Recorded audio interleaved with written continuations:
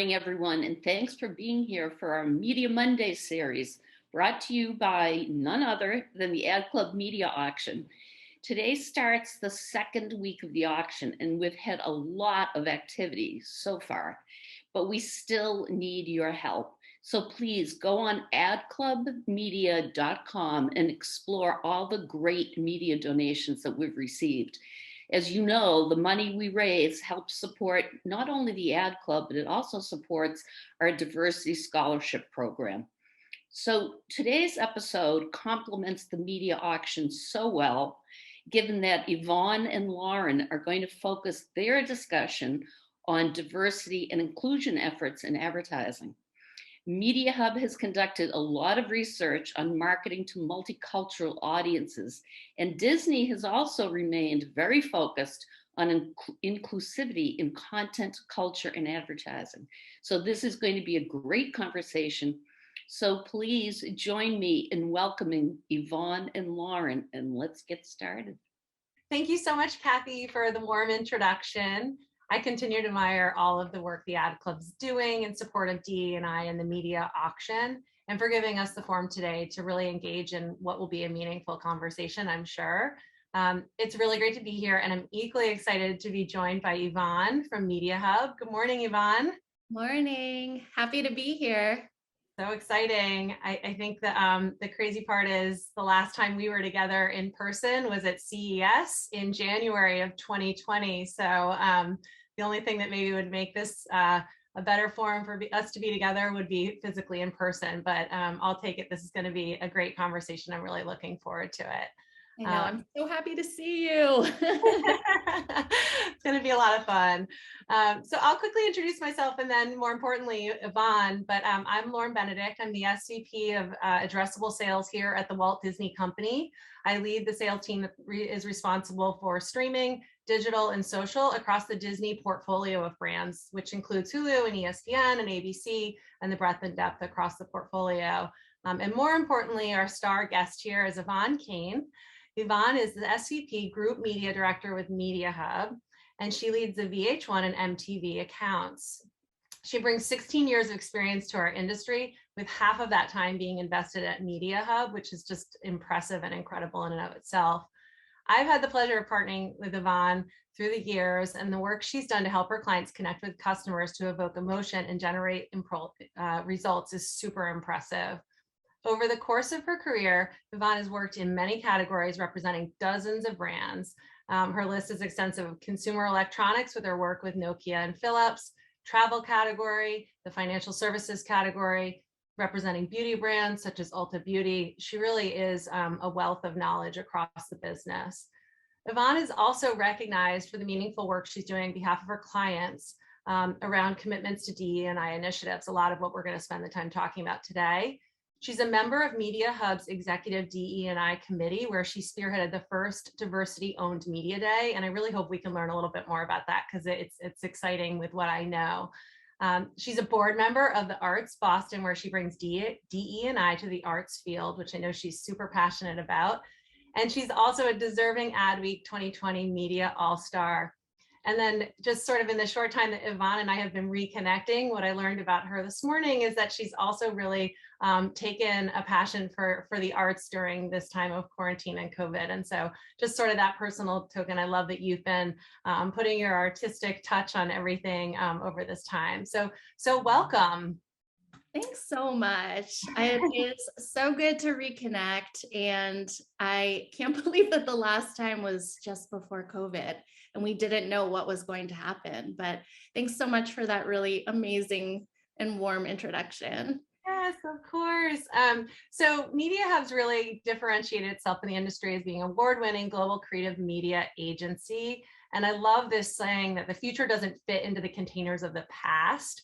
Having spent the last 8 years at Mediahub, what are some of the critical moves that that you've been making to keep a competitive edge and bring sort of to your marketing partners? And in the past couple of years, how has that been critically important to the marketplace? I'd love to just listen and hear a little bit more. Yeah. So Mediahub's positioning is something that I truly believe in. We are an agency for challenger brands. And because of that, we attract talent that have that challenger mindset.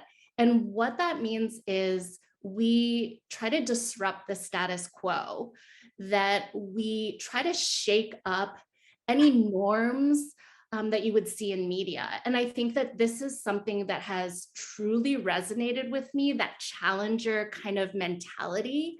And I do want to do a little bit of a shameless plug. We are hiring. So we have many, many open positions right now at Mediahub. So if that kind of mindset does appeal to you, definitely reach out to me. We would love to have you. But I think beyond kind of that challenger mindset, we obviously believe in the power of data. But alongside that, we never lose sight of the fact that we're reaching human beings, and humans are driven by emotion, not reason. And that's something that I really love. I love the kind of like human aspects of media and how we can take emotional value and inject it into our plans so that it feels like something that's tangible and real that people can connect with. And I think that in 2020, with everything that's happened with the global pandemic and the movement around racial injustice, that understanding the hearts and the values and the pain points of consumers is that much more important. And I think that consumers really expect this from brands now. They expect us to care. They expect DEI, and they expect social responsibility.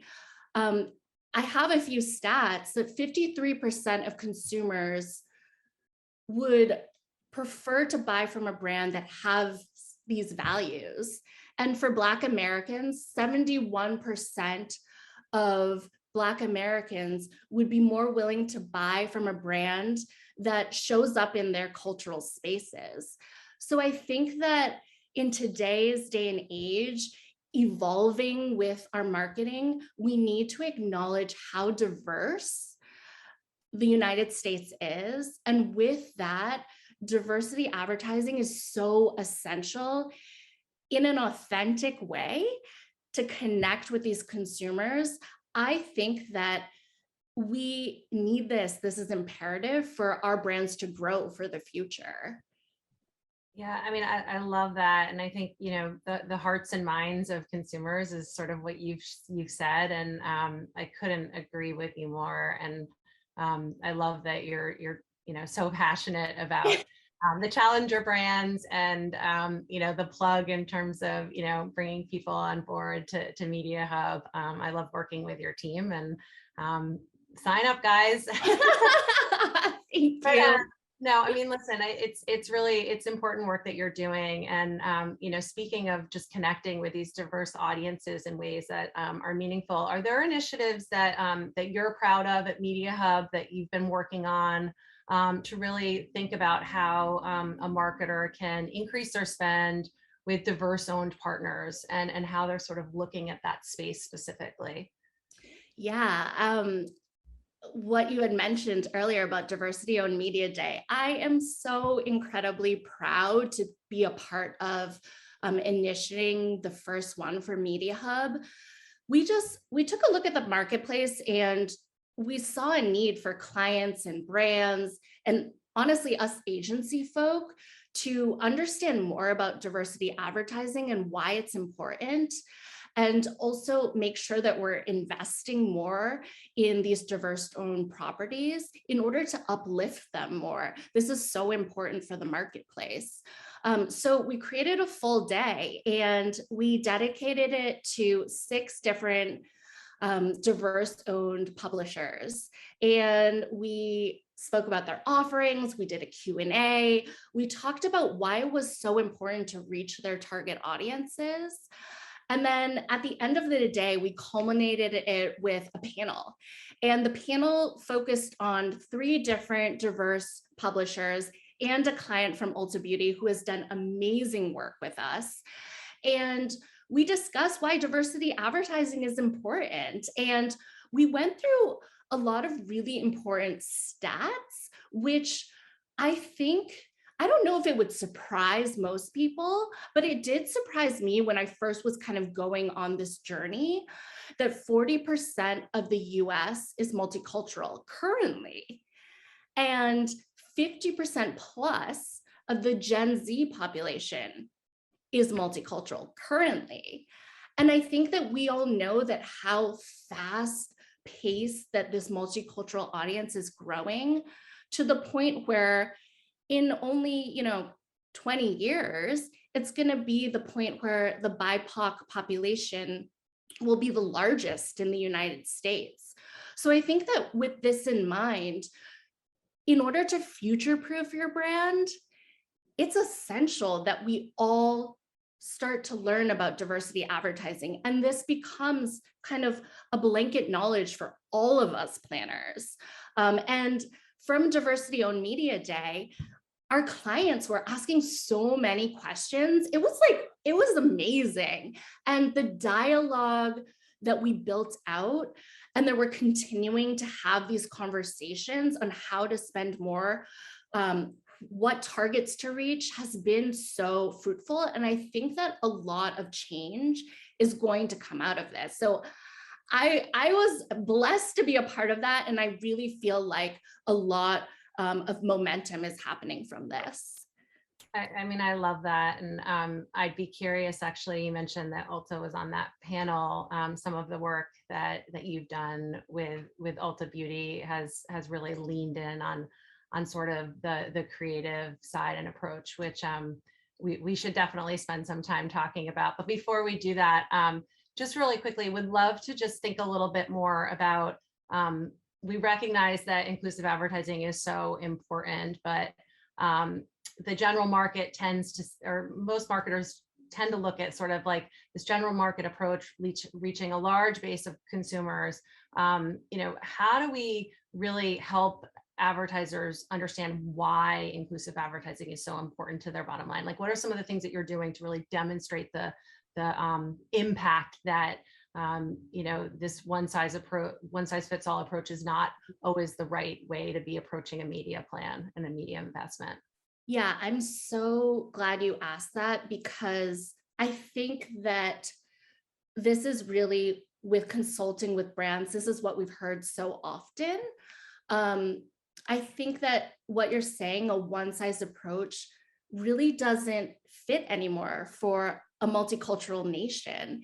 And general market approach is oversimplified at this point.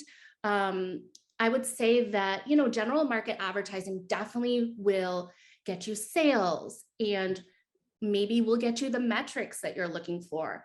But diversity advertising will get you the brand loyalty, and will get you the brand advocates that are willing to speak on behalf of your brand without you even prompting.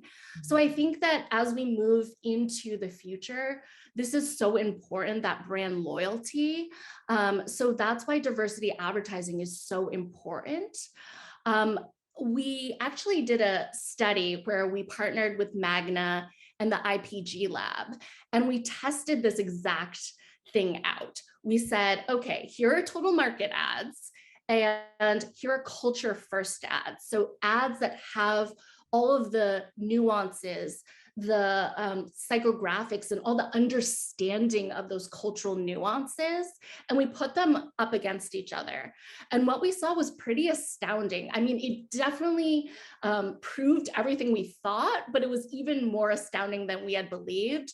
The total market ads did not resonate and speak to 61% of the Hispanic and Latinx population that we had sought to reach. So I think with this, it's important to first figure out for your business, what are the growth diversity targets that you're looking to reach? And then beyond that, what are the values and nuances within that target that you can then build that authentic content against to fully reach them and allow them to kind of get into your brand and become brand loyal? Yeah, no, I mean, I think that that's so impressive. And I love that you're not only sort of addressing sort of your clients that this is a need, but you're looking really at the demonstrated proof and performance by, these initiatives. And I, with the world of data that we have, it's our responsibility to make sure that every message that is delivered to a viewer, in my opinion, is relevant. A customer doesn't want to be spoken to; they want to be leaned in and engaged. And I can only imagine that this work is continuing to help elevate the conversation and prove out better results. So I appreciate that. Companies like Disney continue to lean into an inclusive approach and ensuring our storytelling is representative of all audience types. And what I'd love to really understand from you is, and we look at this as really, a 365-day always on strategy versus really just commensurative monthly spotlights. It has to be an always on strategy. So how has that come in your sort of role to really make sure that the strategy is very unique and custom, but there's continuity throughout a calendar year? So it is part of the ongoing dialogue and discussion. I'd love to learn more. First of all, I want to say that what Disney and Hulu has done with the representation space is something that I absolutely love. I can't tell you how much representation matters for BIPOC, for LGBTQ+, for disabled people to see themselves on the screen. It matters so much. And I think that growing up, seeing that representation allows you to realize that you too can be in those positions. When Shang-Chi came out in the movies, I immediately rushed to go see it in the movie theaters, despite COVID. And I can't tell you, I welled up in tears not because of the movie, but because I felt so proud of being an Asian American. I'm gonna cry now. I felt so proud to see people like me on the screen. And the movie itself is amazing and everyone should go see it, but I can't tell you how much that matters. So thank you. And now that I'm crying, beyond that, it's really, really important. But I would say just that always on approach. I hear this from brands all the time that, I tried diversity advertising and I tried it one time and it didn't give us the exact metrics that we were hoping to get. And what I would say when I'm consulting with these brands is that just like any other media planning, you need to optimize, you need to adapt and test and learn. And diverse advertising is just the same. It can't be a one and done. It has to be an ongoing thing where you're testing out different targets and understanding the targets better. And I think that with Hulu, gosh, you are like our always on partner. We love your targeting. It is so in depth. And I think that for VH1, we have tapped into viewers of shows that are very diverse, Black producers, Black directors, any of those viewers of those shows. And it has performed so well, contributing to our overall rating. And for LGBTQ+ representation for RuPaul's Drag Race, I think that overall, what's so great about Hulu, giving you a shameless plug, is that you're able to reach these diverse targeted audiences, but at that mass reach scale that Hulu provides, which is a great counterbalance to diverse owned properties. So I think that balance is important in your always on strategy. No, I mean, I really appreciate that. You gave me goosebumps, and thank you for the support too. diverse voices, diverse storytelling really is representing the audiences we serve. And it's definitely something that we continue to, make sure we're focused on and doubling down on. So, I'm glad that it's actually making a difference. And, that makes me feel very hopeful about kind of where our future goes. So let's talk about creative and storytelling and just showing up in an authentic voice beyond targeting. Really, it's clear that authenticity and cultural resonance are important. So when we think about doing that with an inclusive lens, are there examples of brands that you've worked with or done work with for that you're ultimately proud of or really demonstrate that as a success? Yes, I would say that, first of all, consumers are smart. They know when a brand is being authentic in the DEI space and when brands are just paying lip service. And also, I think consumers expect brands to take a stand, and they love when brands care and give back to the community. So I have two examples that I've worked on that I'm so incredibly proud of. The first is for VH1, the second is for Ulta Beauty. For VH1, we were launching a new show, a new season, A Black and Crew New York, and this was amidst COVID.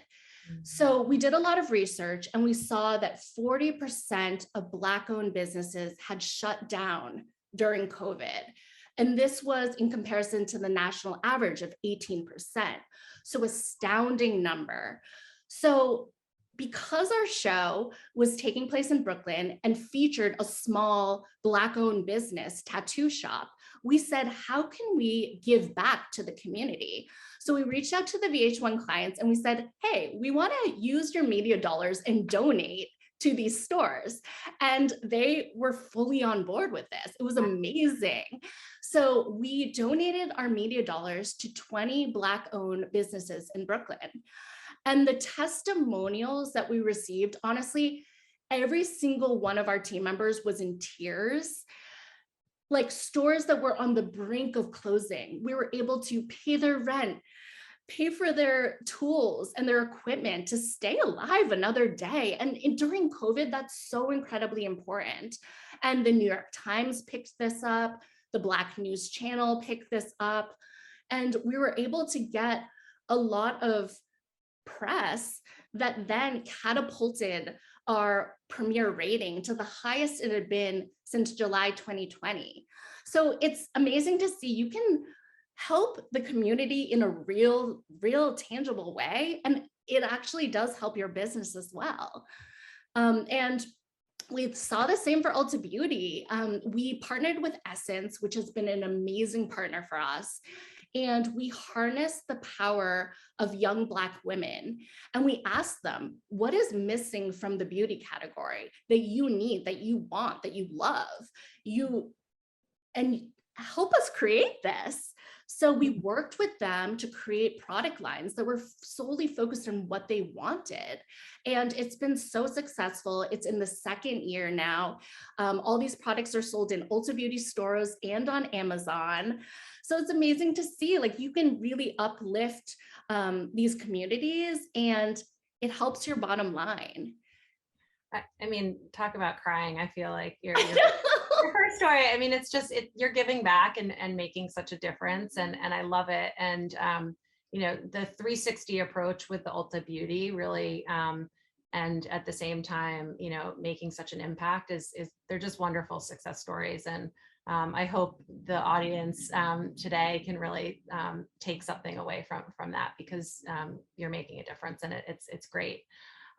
So putting work a little bit to the side for a second, I'd love to just talk a little bit more about how you're involved outside your organization. So in addition to all of this really incredible work that you're doing at Mediahub, sharing a little bit more about how you get engaged and continue to sort of infiltrate the community that you're a part of. I'd love to just learn a little bit more. I know you're really leaned into mentorship and just, if there's anything that you could share with the Boston community to help, get involved and make a difference, would just love to learn more. I have had some amazing mentors in my career, and it's made such a difference for me. So that is something that I wholeheartedly give so much time to. Anytime I can be a mentor for anyone, I love to sign up for it, because especially for BIPOC folks, where many times you don't see kind of the representation within a more senior level. It's so important to give back and to be able to help someone kind of gain the steps and understanding within media, but then also within the arts. I also mentor for NAC, which is for the national arts and just the BIPOC folks within the arts. So it's so important to just be able to help out and try to see that our Boston community is just diverse and that we uplift all these diverse people. Well, the community is so lucky to have you. And I think that's excellent. So really, I mean, I've learned so much today about how you're, approaching DE&I initiatives as part of Mediahub, and really also on a personal level. And I just, the passion that you have is jumping through the Zoom to me, and I just feel very energized. The work's incredible to see, and you're really leading by example, by how you uplift, both your communities and then also just the brands that you're representing in the marketplace. So just sort of to put a bow on it, is there anything else that you want to say, to marketers around diversity and advertising, as sort of like our final words? I just love to hear.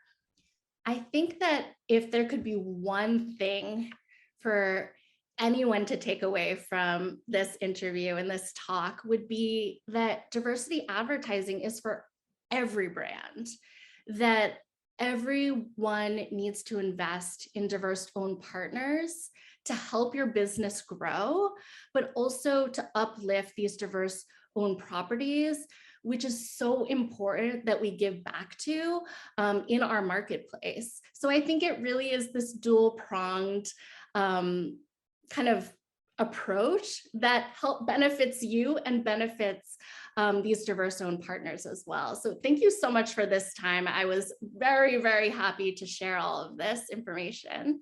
No, I love it, Yvonne. Thank you so much for the time, and thank you for everybody for showing up today to listen and learn. You are very inspirational and motivational. And so with that, we'll toss it back to Kathy. Thank you, Yvonne and Lauren. Truly, that was great content and great conversation. And thank you for being here. Now, just a reminder, due to the holiday next week, the next Media Monday episode is 2 weeks from today on October 18th. And that's going to be with Santander and the New York Times.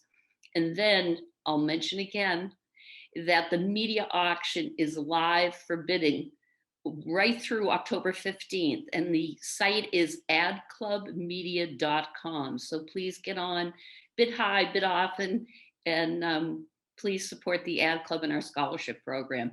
So thank you all again, and we will see you next time.